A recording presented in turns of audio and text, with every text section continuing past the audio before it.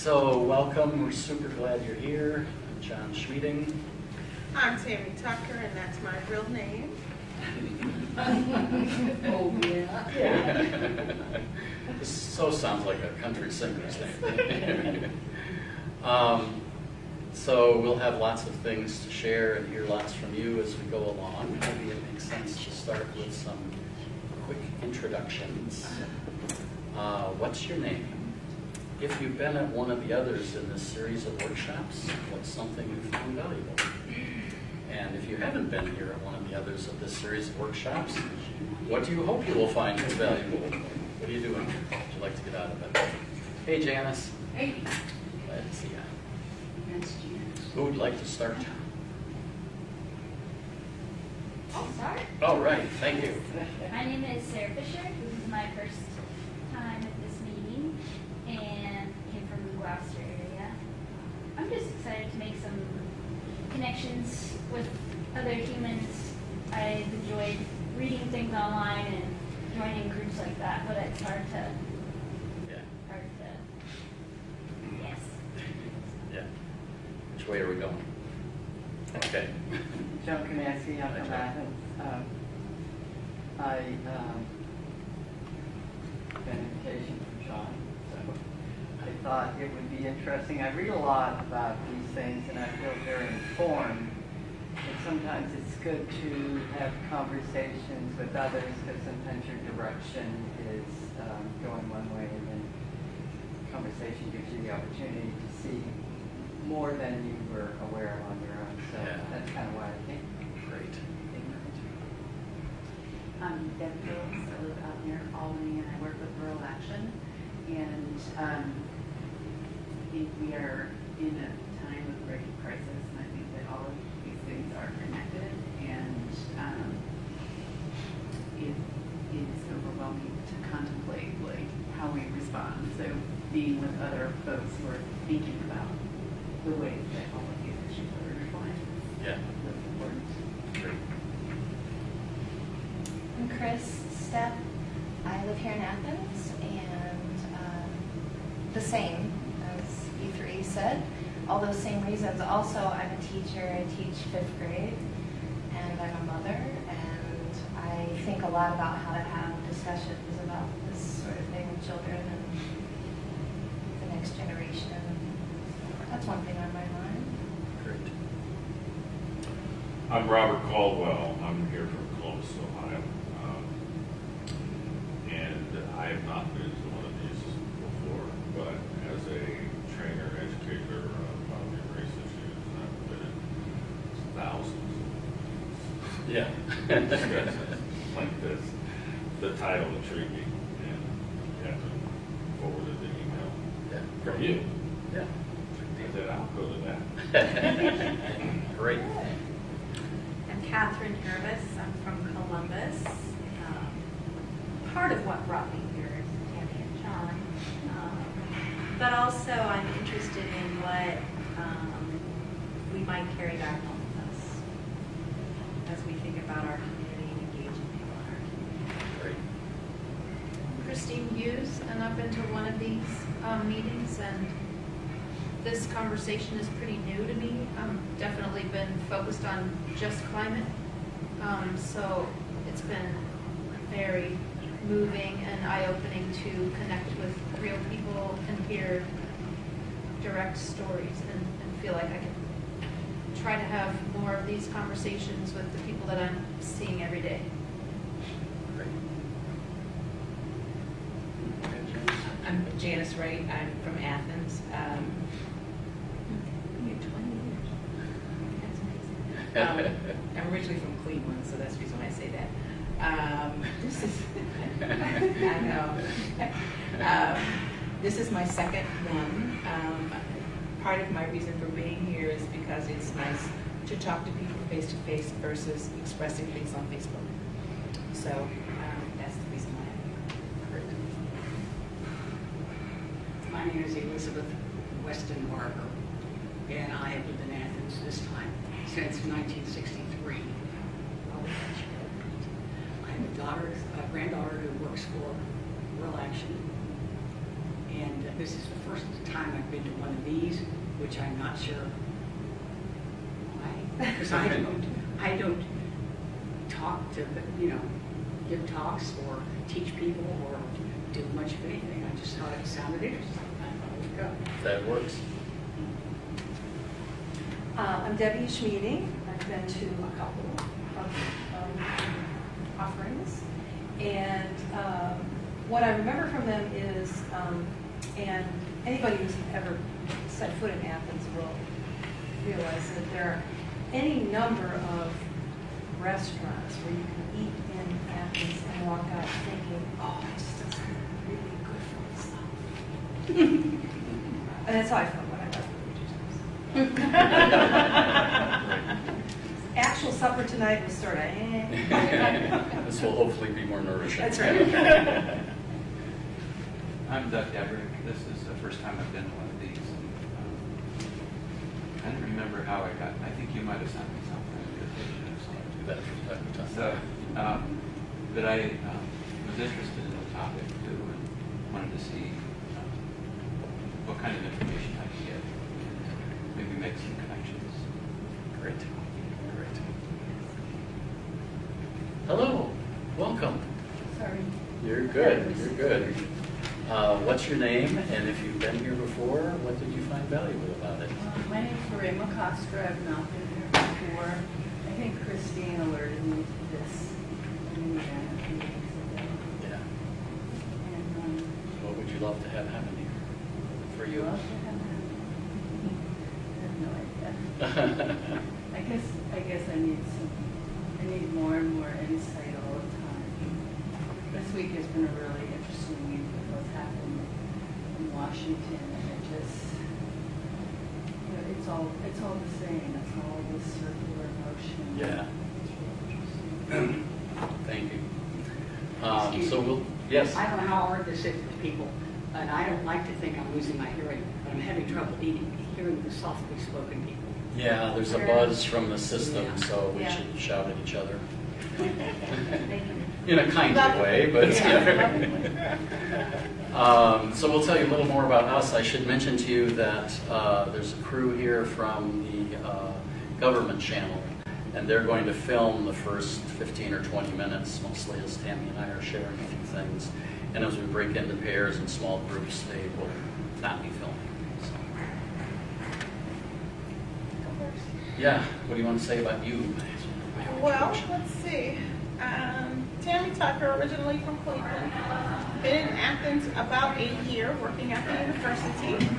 I work with first generation, low income or limited income and students with disabilities as they sort of go through the college process and hopefully end up with their degrees. So I'm always an advocate in my particular position. I'm very interested in social justice, have been interested in social justice since I was about 10, and it's been ongoing.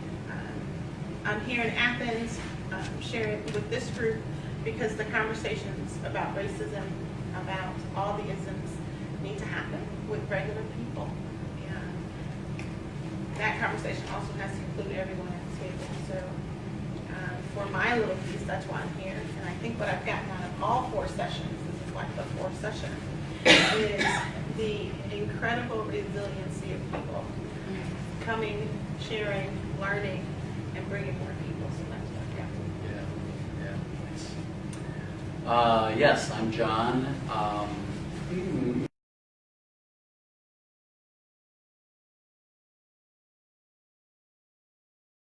For whatever reasons, this has been something important to me for a long time, to figure out how to bring people together.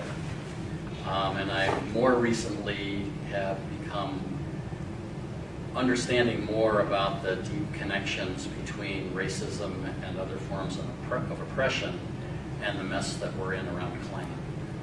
And it seems like we can't do one piece of that work only, that it actually makes sense to understand how those things are connected and how we need to come together to do it. And we have more to say about these things, so we will do that shortly. So partly what we'll do is we'll share a little bit and we'll give you chances to go off, probably in pairs, at least initially, to share some of your experiences and listen to each other.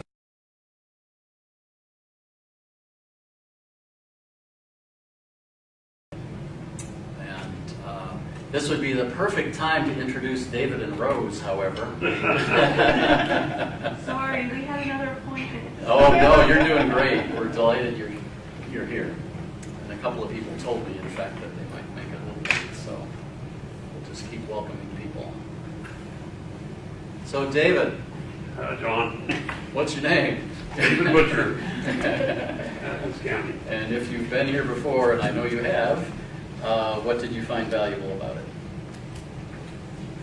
It's just nice to talk to people in the community that I've never had an opportunity to meet, that are like-minded and have the same concerns, and see what's going on and what's happening. That's what I enjoyed most about it. Great. How about you, Rose? Yeah. I don't know. Should we let her slide? Should let her back. I think she missed the last one. Okay, you want to say something first about oppression and climate, or shall I? Oh, I can start with the oppression piece. What I want to say about oppression. Let's see. Oppression exists. And just about everything we see, touch, feel, think. It is based with the word power. You have to have some power to go along with that.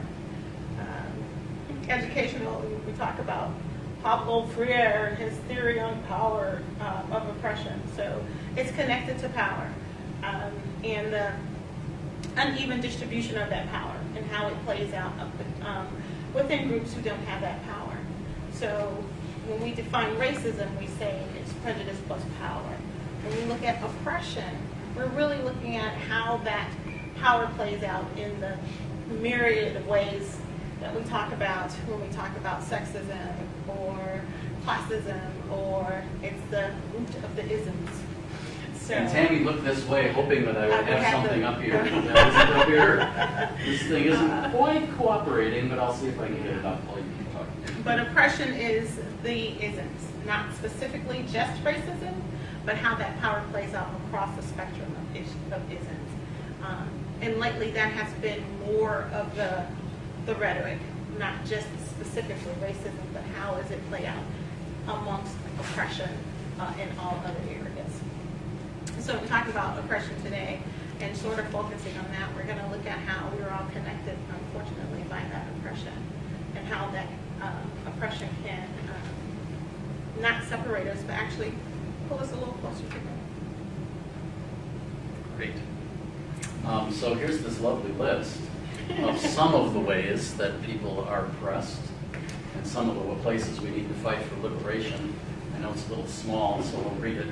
It says racism, classism, sexism, meaning the oppression of women, the oppression of men, religion, marital status, body type, young people, older people, parents, ethnicity, education, sexual orientation, gender expression, disability, felony status, employment or occupation, language, mental health, country of origin, immigration, etc., etc.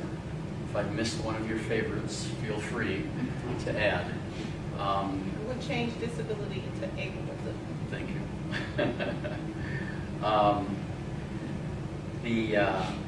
We live in a deeply oppressive society. It's not unique to the United States of America, but we do a pretty good job of it. Thank you very much. My theory is that people have to have somebody to look down on. Yeah, It's inborn and innate and all. I don't.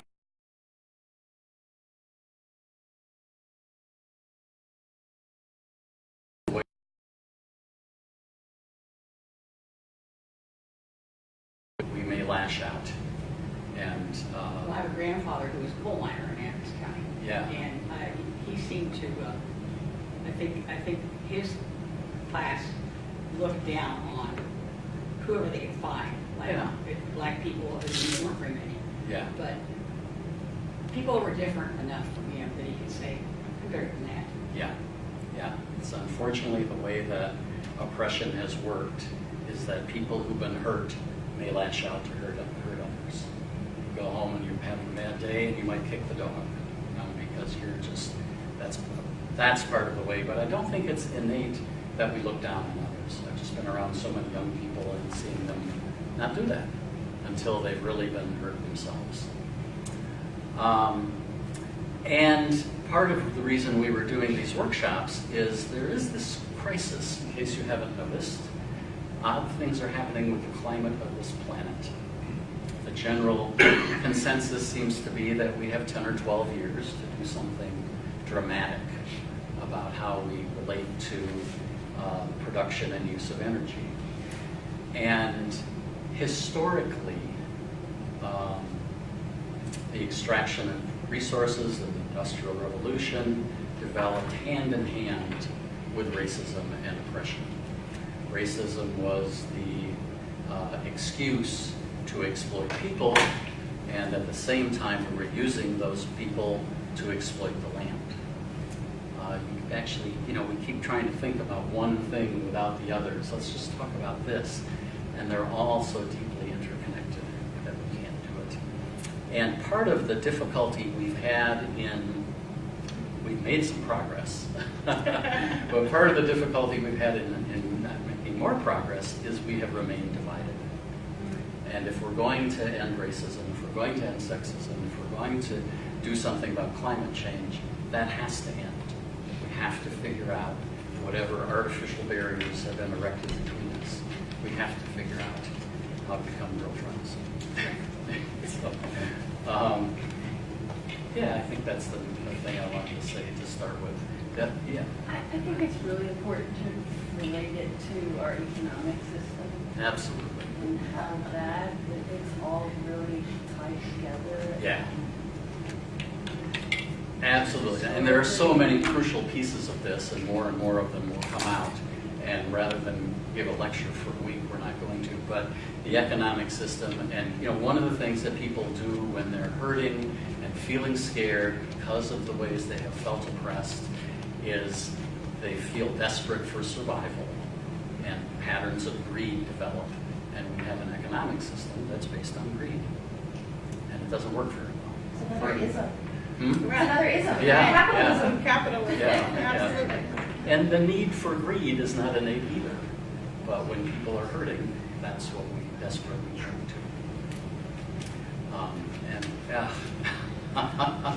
We end up hurting each other, And that's just a thing that I've been thinking about quite a bit lately, is the existence of hurt in the universe. And all the ways that humans have been set up to hurt other humans. And it makes me very sad. And it makes me want to do something about it as well, but it's had a devastating effect on everybody's life. One of the things that's worth noticing is that with every oppression, it hurts everyone.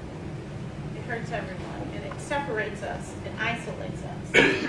So we don't get a chance to heal from that hurt because we're isolated. We're separated.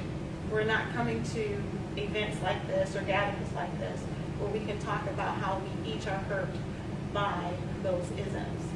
We are all hurt by racism. Anytime I cannot walk down the street and say hello to someone who doesn't look like me or whose culture is different from mine, then I'm missing an opportunity to enrich my life. So, and vice versa. That person is also missing an opportunity to enrich their lives. So we see it globally as, oh, it's huge, but in actuality, it's minute. But all of these tiny infractions of isolation and all of these tiny infractions of not being able to be 100% open to someone else is what's causing a bigger rift. And when we look at it, how it affects climate as well, you'll look at that most of those climate emergencies are in places where the ism of classism is in large effect. So when you think about those places that are really suffering from climate justice areas, they're not places that are affluent. So we see how they're connected, and we see that there's no way any human being is going to escape without being hurt from the effects of these isms. So we've all been affected by this. It isn't interesting to try to rank impressions. It just isn't interesting. It doesn't work very well. I've been hurt worse than you have. No, you haven't. I've been hurt worse. You know, we've all been hurt, and that's the key thing. And we all get the opportunity to heal. Hey, let me Yeah. clarify a question. Yeah. In your definition of we all hurt because we're all hurt, Yeah. is there room for the person to be unaware of their hurt? Absolutely. Absolutely. Yeah. Okay. Yeah. Most of us are, much of the time. Unaware of how hurt they are. Unaware of how hurt they are, and unaware of how we act out the hurt in oppressive ways towards others. Good. And at least in my experience, it doesn't work as so well to say to people, "You're being a jerk. Stop it." No. If that worked, it would be really good, right? What works is to say, "What happened to you? What's your story?" And that creates some space for people to begin to think about hurt in their own life and then eventually hurt in other people's lives. We've got lots of stories about that. Yeah, John. Well, there's really an interesting divide amongst people, and North and South, and I'm not talking nationally, I'm talking in Ohio. Mhm. I've worked in an office, and at the university for a while, we had two student workers. One was a young Caucasian woman from the countryside, who was rural, and Baptist, very polite, in the college education. The other woman was African American from Cleveland, raised by her grandmother and her mother, and spoke a different language. No one in our office understood her.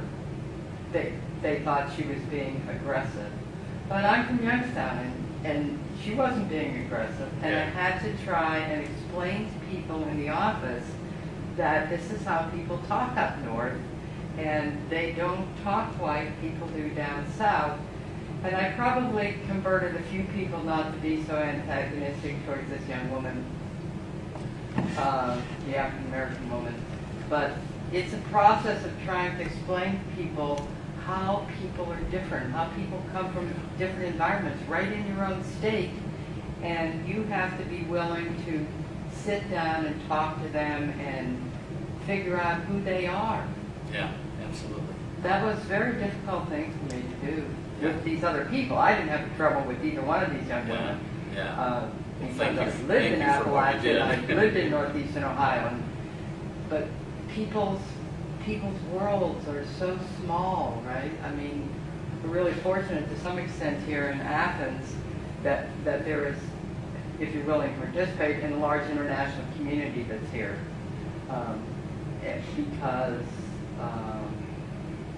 Because that gives you an insight into others.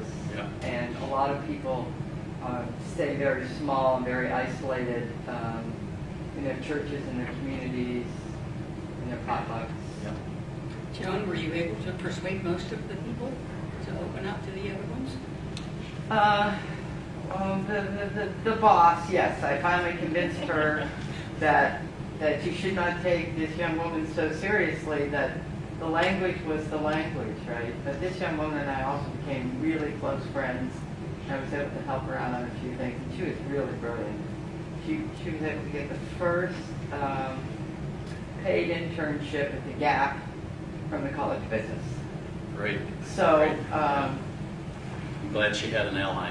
yes, right, yeah, and so everybody needs an ally, right? Yeah. So if you see somebody on the outs, you need to buddy up with them. So there's lots we can talk about, and we'll keep talking. What we'd like to do is give you a chance to talk a little more and listen and learn from each other. Do you want to talk about kind of guidelines for doing that? Yes, we do have guidelines. because of oppression, sometimes, as Robert said, we do things unconsciously. One of the policies we have is to remember that what happens in our circle stays in our circle. What is said should be kept confidential. A great example is Joan just shared a story about someone else. Once I walk out of here and I see Joan at the new Kendrick Market, it is not appropriate for me to ask Joan about what she shared in this circle. Now, Joan could possibly come up to me and say, hey, Tammy, let me tell you what else happened. But because Joan started that conversation, Joan is in control of that conversation. But I am not in control of Joan's conversation. So part of our confidentiality policy is to remember to keep people's information private and confidential. If they bring it up, you also have the right to say, you know, I really don't want to talk about that right now. And if it's brought up to you without your permission, you get to say the same thing. I'm sorry, that was in the circle. I don't want to talk about that right now. But the way to create trust so that we keep coming to a space like this and sharing in those places that can be very vulnerable and very hard to do so, we want to be able to make sure that when you walk away, that you can decide that this information has been saved and I'll come back and I can share it again knowing it will be saved. So if you can keep that in mind when you share, we'd appreciate that. And welcome in, Mariah. That's right. We're glad you're here. I'm sorry. We have a pretty good mix of people who've been here before and people who are new, so I thought it would be helpful for the people who were here before to say what had been valuable to you from being here before. Obviously connecting with other people and also thinking a little bit more deeply about the choices that I'm making in my daily life and how I might adjust those. I think that barely touches how serious the problem is. Yeah. To do something individually, but I do believe in collective action, Yeah. and all that other stuff that Tammy talked about. Yeah, and I think part of what we believe is that we need to build those individual connections more powerfully than we have before and across barriers that might have looked like they were there before, if we're going to get much of anywhere on any of these things. And we're a little clumsy at it, but hey. Hi, Sherry, what's your name? Hi, my name is Sherry. What are you doing here? What do you hope to get out of it? Well, I'm here because you invited me, and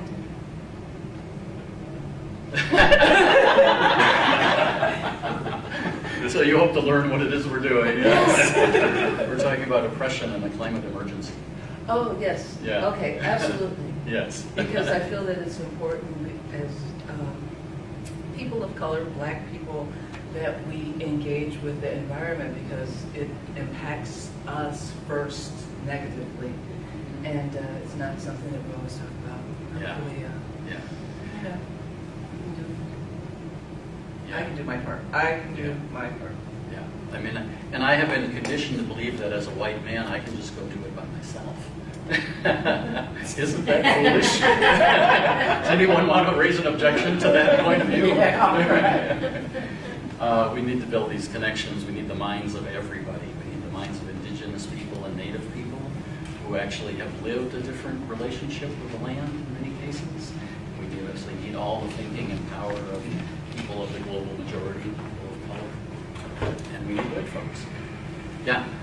It just occurs to me too that, you know, there's become a culture of sound bites and one-liners. Yeah. And so just creating this kind of space seems very important and something that's often missing from these conversations. So Yeah. thank you for creating the space and the structure for it to happen. A deeper, you know, many people mention connection, for a deeper connection and understanding to happen. Yeah. However deep you think you can go, try going a little deeper. Being a little more vulnerable, a little more willing to really listen and try to understand each other. So the other kind of guidelines that we have put up here, and of course you can have your own too, but just relax and be your true self. Just so easy to say, right? We're all still trying to figure out who that true self is, I think. Speak from the heart. We're asking people to share personal stories. It's not actually such a great place to get on your soapbox and give a lecture. Listen passionately and with curiosity. If there's one thing we could learn to do better, I tend to think it's listening. And welcome mistakes, tears, and discomfort. We are not talking about zucchini bread recipes. We're talking about things that deeply impact our lives and the lives of people here. And this is what Tammy was talking about in more detail. Remember to teach each person's emotions and information tenderly. That was the word Tammy came up with when we were talking about it. It's such a great word. So what we'll ask you to do in a moment is find somebody you don't know too well and take 5 minutes for each person. So for 5 minutes, if it's Sherry's turn to talk, Sherry gets to talk, and I get to be with her, be interested, curious, ask a few questions, but let it actually be Sherry's turn.